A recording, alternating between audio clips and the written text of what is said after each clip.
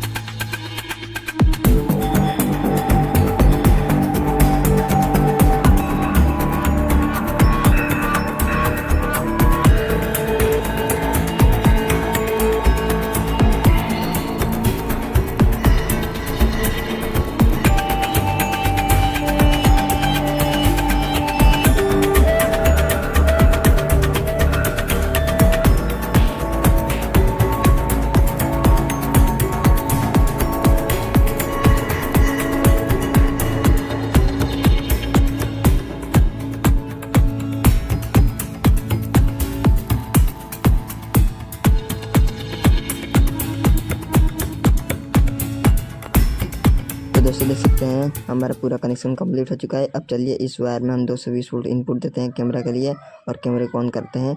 तो दोस्तों देख सकते हैं हमारा कैमरा ऑन हो चुका है। आप हम इससे फ़ोन से कनेक्ट करके आपको फुटेज दिखाते हैं कितने क्लियरिटी के साथ आ रहा है हमारा फुटेज।